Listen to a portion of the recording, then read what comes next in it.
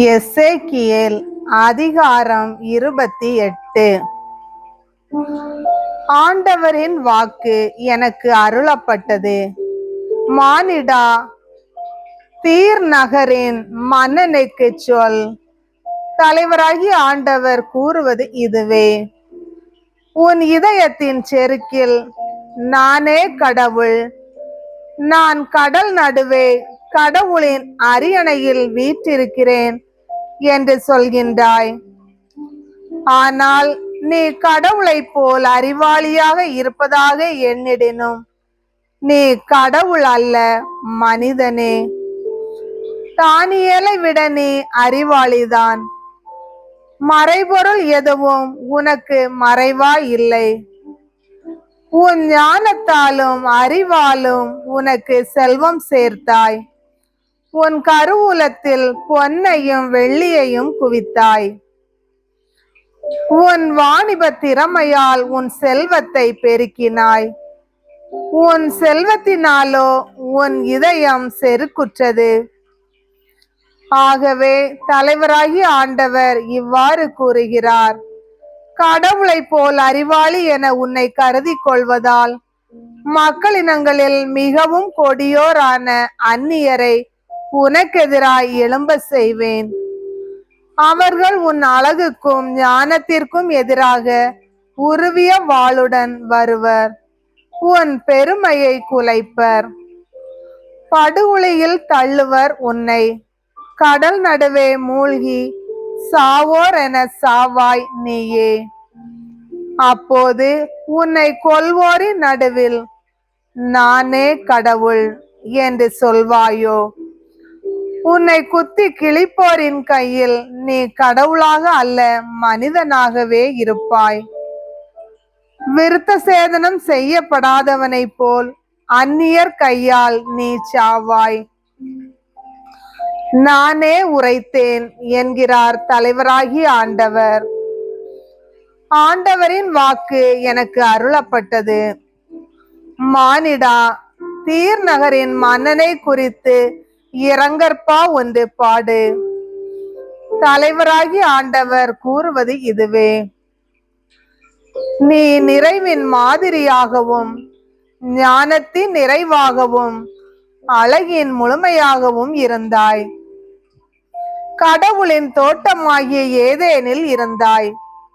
விலை உயர்ந்த கற்கள் உன்னை அழகுபடுத்தின. பதுமராகம், புட்பராகம், வைரம், பளிங்கு, கோமேதகம், படிகப்பச்சை, நீலம், மாணிக்கம், மரகதம் ஆகியவற்றை அணிந்திருந்தாய். பொன் ஆடை உன் அழகை வெளிக்காட்டிற்று. நீ பிறந்த அன்றே இவை படைக்கப்பட்டு தயாரிக்க பெற்றன.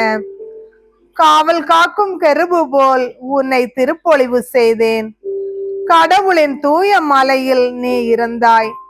ஒளி வீசும் கற்கள் நடுவே நடந்தாய். நீ படைக்கப்பட்ட நாளிலிருந்து உன்னில் கயமை காணப்பட்ட நாள் வரை உன் நடத்தையில் மாசின்றி இருந்தாய். பரந்த உன் வாணிபத்தால் வன்முறை நிறைந்தது உன்னில். பாவம் செய்தாய் நீயே. எனவே வெறுப்புடன் உன்னை கடவுளின் மலையினின்று வெளியேற்றினேன். ஓ காவல் காக்கும் கெருபே, உன்னை ஒளி வீசும் கற்கள் நடுவினின்று வெளியே தள்ளினேன். உன் அழகின் காரணமாய் உன் இதயம் செருக்குற்றது. உன் மாட்சியின் காரணமாய் உன் ஞானத்தை கெடுத்து கொண்டாய். எனவே நான் உன்னை தரையில் தள்ளிவிட்டேன். மன்னர்கள் முன்னே உன்னை காட்சி பொருளாக்கினேன். உன் மிகுதியான பாவங்களாலும் நேர்மையற்ற வாபத்தாலும் உன் திருத்தலங்களை தீட்டுப்படுத்தினாய். எனவே உன் நடுவினின்று நெருப்பு வர செய்தேன். உன்னை பார்த்தோர் கண்முன்னே முற்றிலும் உன்னை தரையில் சாம்பலாக்கினேன். உன்னை தெரிந்த எல்லா நாடுகளும் உன்னை கண்டு மருண்டு திகிலுற்றன. நடுங்குதற்குரிய முடிவுக்கு வந்துவிட்டாய் நீ. இனிமேல் நீ இருக்க மாட்டாய். ஆண்டவரின் வாக்கு எனக்கு அருளப்பட்டது. மானிடா, சீதோனுக்கு நேராக உன் முகத்தை திருப்பி அதற்கெதிராய் இறைவாக்காக சொல். தலைவராகி ஆண்டவர் கூறுவது இதுவே. சீதோனே, நான் உனக்கு எதிராய் இருக்கிறேன்.